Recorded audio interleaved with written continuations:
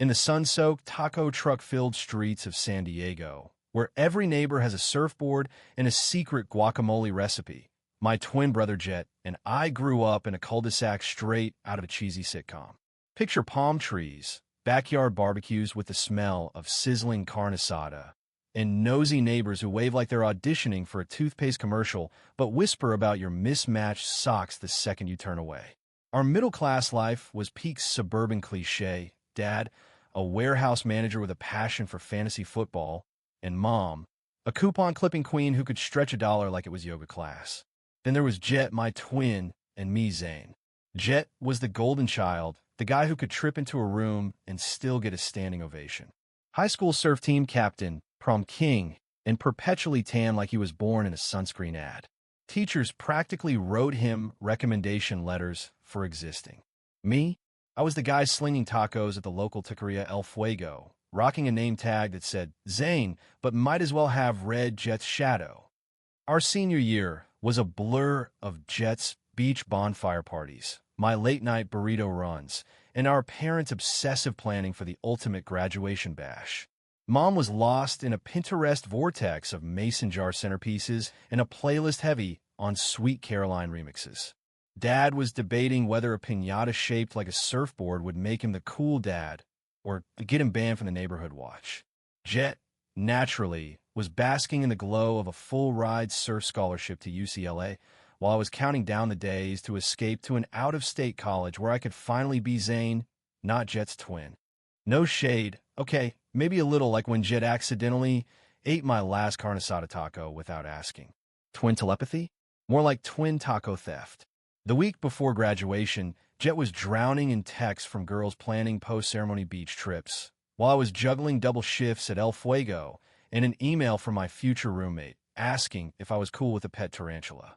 Spoiler, I wasn't. One night, we escaped the chaos and climbed onto the roof of our garage, our old hideout where the sound of crashing waves drowned out Mom's seating chart meltdowns. Jet rambled about surf competitions and frat parties, while I nodded, secretly dreaming of a life where I wasn't the sidekick in his Hollywood blockbuster. Graduation was coming, and everyone was buzzing about surprises. Jet probably expected a slow-motion montage moment. Me? I wasn't holding my breath. Foolish me. Graduation day hit like a tidal wave. The school gym was decked out with neon streamers, balloons screaming class of 2025, and a photo booth where kids posed with inflatable palm trees and fake diplomas. The air still smelled faintly of yesterday's tater tots, but nobody cared. Jet was in his element, gliding through the crowd like he'd just won the X Games. The ceremony dragged longer than a line at the DMV, with speeches that tried too hard to be funny and a choir performance that sounded like a cat convention. When Jet's name was called, the crowd roared like he'd landed a 360 aerial. Me? I got a polite clap, like I was the guy who refills a salsa bar. At least I didn't faceplant on stage. Small wins. Post-ceremony, our backyard was a Pinterest explosion. Fairy lights, a taco bar with enough guac to fill a kiddie pool, and a cooler stuffed with enough Jarritos to survive a zombie apocalypse. Jet's surf bro squad rolled in, all wearing flip-flops and class of 2025 tank tops, each louder than the last.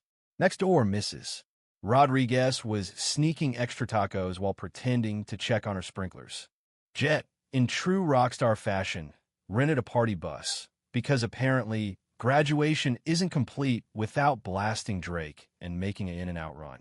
We piled in, singing off-key to 2000s throwbacks, stopping for burgers and boba because it's San Diego.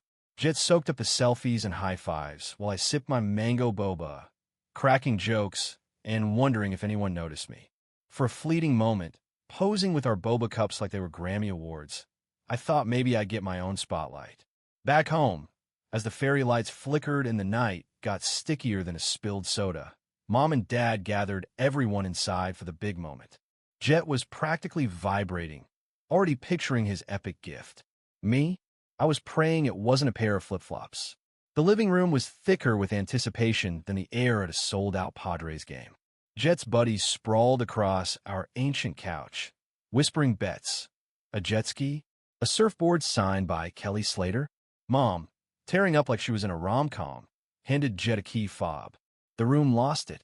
Jet sprinted outside, trailed by his fan club, to find a shiny Ford Bronco parked in the driveway, gleaming under the streetlights like it was ready for a Baja road trip. Jet's grin was wider than the Pacific Ocean as he hopped in, synced his phone, to blast Post Malone and rev the engine like he was auditioning for Fast and Furious. San Diego Drift. Classic Jet. It was my turn. Dad gave me a pity pat on the shoulder, and Mom handed me a tiny envelope. No keys, no bow, just vibes of disappointment. The room went quieter than a library during finals. I opened it, bracing for a gift card at Chipotle or worse, socks. Inside, a single lottery ticket. Cue the awkward chuckles. My best friend, Diego, elbowed me and whispered, "Yo, at least you could buy a new spatula for El Fuego." I forced a laugh. When life hands you a dud gift, you grin and bear it. Jet's crew barely noticed, too busy fighting over who got to ride shotgun in the Bronco. Mom gave me a hug, muttering about big things ahead, but Jet's shouts about hitting the beach drowned her out. Dad shot me a buck-up kid nod. I stuffed the envelope in my pocket and slipped out to the porch. With a scent of grill, the lote lingered, and the sound of distant waves mocked my mood. I scratched the ticket with a stray bottle cap, expecting nothing. Jet got freedom, adventure, a freaking Bronco. Me, a plastic dream worth less than my hourly wage at El Fuego. Diego found me, cracking open a Jarritos like the hero he is. Rough night, huh? But look, no one's begging you for rides now. I snorted, a real laugh this time. As Jet's Bronco peeled out, I played the good brother, high-fiving him and smiling for the pics. But inside, something snapped like a surfboard under a gnarly wipeout. Little did I know, that ticket was about to turn my life into a comedy blockbuster. Later that night, I was sprawled on our lumpy couch, scarfing a microwave quesadilla and doom-scrolling Instagram. Jet's Bronco was already Insta-famous, captioned, "New ride, new vibes, La Jolla Beaches, we out. Hashtag Bronco Life, hashtag blessed." I liked it out of habit, even though it felt like a punch to the gut. The microwave dinged, and I grabbed my sad quesadilla, flipping on Parks and Recreation to drown my sorrows. Ron Swanson's mustache was the only thing keeping me sane. As I chewed, old wounds crept in, like the time Jet got a shiny new skateboard for Christmas while I got a $20 Target gift card that wouldn't even cover a decent pair of socks. Or when our parents took Jet to Hawaii for a surf camp, leaving me with Aunt Carla and her collection of creepy porcelain dolphins. "It's educational," they said. Yeah, if you count learning to dodge dolphin statues as education. My phone buzzed. Diego with his sitcom-worthy timing. "Yo, you checked that lotto ticket yet?" I roll my eyes. "Yeah, sure. I'm swimming in millions while eating a $2 quesadilla." He shot back. "Check it, dude." For the loss. Groaning, I fished the crumpled ticket from my jeans. It felt like a prank, but fine, I'd humor him. I downloaded the lottery app, my heart pounding like I'd chugged 3 Red Bulls. The app loaded slower than a dial-up modem. "Scan your ticket," it said. I lined up the barcode, half expecting it to say, "LOL, try again, loser." Then it loaded. $5 million. I blinked, rubbed my eyes, blinked again. The numbers didn't budge. I let out a sound like a seagull choking on a French fry, loud enough to scare the neighbor's cat.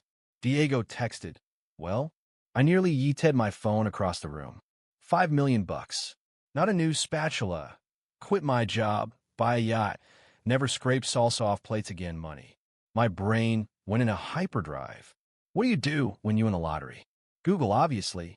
How to handle lottery winnings. Rule 1. Keep it secret. No joke. Jet would probably trade my secret for a burrito. Mom would turn into a game show host, handing out Teslas to the neighbors. Dad? He trapped me in a 4-hour lecture on capital gains tax. I paced my room like a caffeinated hamster, plotting. Buy a car? A house? The entire Parks and Rec DVD set? Articles warned most winners go broke in a few years. Mood killer. Outside, Jet's Bronco roared into the driveway, his laugh echoing as he bragged about some girl at the beach. Meanwhile, I was stashing a $5 million secret in my sock drawer. Tell Diego. Nah, He once accidentally spilled my crush on the barista to the entire surf team. I needed a plan, stat. I had the ticket in my old calculus textbook. No one, not even a thief, would touch that. Diego texted again. You good? I grinned. Chill, I'm fine. But I was already scheming. The next morning, I woke up paranoid. What if the ticket got lost? What if Jet found it? What if I was still slinging tacos in 5 years? Step 1. Secure the cash. I told my parents I had an early shift, then drove my rattling 2009 Toyota Corolla to the bank. Google was no help. How to deposit lottery winnings without your family knowing just gave me Reddit threads and tell your mom nonsense. At the bank, I felt like I had millionaire tattooed on my forehead. The teller kept glancing at me, probably wondering why I looked like I'd robbed a vending machine. An hour later, I had a new account, a temporary card, and a meeting with Brian, a financial advisor who looked like he was born in a polo shirt. I told him about the win, expecting him to faint. He just nodded and launched into a TED Talk about diversified portfolios. I pretended to understand investing in Apple and SpaceX because, well, iPhones and rockets. Operation Zane 2.0 was a go. Next, I ditched a Korea El Fuego and hit them all like I was in a montage. No more clearance rack. Air Maxes, a leather jacket, Ray-Bans, the works. I spent more in an hour than I had in 2 years. Jet noticed the second I walked in. New kicks? He asked, tossing a beach ball. Uber, I said, like that explained $300 sneakers. A week later, I traded my Corolla for a Tesla Model Y. Jet nearly choked on his boba when I pulled up. What? You an Uber mobile now, he laughed. Test driving? I shrugged. Nobody blinked. My parents started dropping hints about bills, and Jet teased me about being a fancy Uber driver. But I was free. Jet had his Bronco and his fan club. I had my secret empire. Secrets, though? They're like tacos, hard to keep wrapped. After a Bad Bunny concert, still buzzing from front row seats and Diego's terrible dancing, I drove home in my Tesla, dreaming of late-night in-and-out runs and never worrying about rent. But when I pulled into the driveway at midnight, every light in the house was on. Weird. I walked in, expecting Jet passed out with his Xbox controller. Instead, it was like a scene from a bad reality show. Mom, Dad, and Jet were in the living room, Jet holding my new jacket like he'd cracked a case. Nice jacket, he said, too smug. Guess what I found in the pocket? My stomach dropped faster than a wiped-out surfer. He waved a Tesla financial statement, $100,000 in investments. Busted. Zane, where'd you get this money? Mom whispered, eyes wide. Dad leaned forward, channeling his inner detective. Sit down. Now. No escape. I sighed, running a hand through my hair. I won the lottery. $5 million. Mom blinked like her brain was rebooting. You didn't tell us? $5 million. Dad was already calculating bills, car loans, a new patio. Jet, smirking, leaned back. Guess you could buy a real car now, not rent a Tesla. Maybe a Prius. I almost laughed, but the room felt like a courtroom, and I was on trial. Mom paced like she was solving world hunger. We've always supported you, Zane. I bit my tongue. Support? You mean the $10 gift card while you blew your savings on Jet's Bronco? Jet snorted. You got those dope Air Maxes, though. I snapped. I'm not bankrolling your beach trips, Jet. Or the mortgage. Or Dad's new grill. Mom gasped like I'd canceled Christmas. We're family, Zane. Funny, I shot back. I didn't feel like family when I was scrubbing salsa stains to pay for college. Dad, try to play peacemaker. We thought the Bronco was an investment in Jet's future. For what? I cut in. Instagram reels at the beach. Jet finally looked up. Chill, man. I didn't make them buy it. I roll my eyes. Sure, because I need a Bronco isn't manipulative at all. Mom went full guilt trip. Zane, we have bills. The AC's broken. Dad's car needs tires. I grabbed my jacket. I'm done. Done being the backup. Done being invisible. That night, I packed a duffel bag, clothes, laptop, a stack of leftover tacos. Jet didn't even say goodbye. Too busy Snapchatting his bros. The next morning, I hit up a coffee shop, ordered a $7 latte without flinching, and signed a lease for a slick apartment downtown with a view of the bay. Tiny, but mine, no one asking me to chip in for utilities. A year later, life's got a wicked sense of humor. Jet's Bronco? Totaled after he tried to drift in a Target parking lot to impress a TikTok influencer. Peak romance. My parents? Drowning in debt from Jet's Coachella trips, his emergency iPhone 15, and the AirPods he's lost 4 times. Me? I'm thriving. My Tesla is just that tech bro car now, no questions asked. My investments popped off, and I backed a startup that's blowing up faster than a viral dance challenge. I'm jitting to Tulum, snapping pics at Yosemite, and yes, I got that Chuo selfie with Goofy at Disneyland. Why? Because I can. Then the call came. Mom's voice cracked over the phone, saying, "We need help. The house, the cars, groceries." Jet chimed in, less cocky. "I messed up, man, but we're family, right?" I swirled my overpriced cold brew, smirking. Maybe you should have invested in me instead of a Bronco. I hung up. They didn't call back. But fate wasn't done. My phone rang again. Grandpa. "Hey, kiddo. That lotto ticket changed everything, huh?" I froze. "Wait, you knew." He chuckled. "I bought that ticket, gave it to your folks for you. Always knew you'd surf your own wave." I teared up. The only one who saw me as more than Jet's sidekick was Grandpa. Now, I'm riding that wave, and I'm not looking back.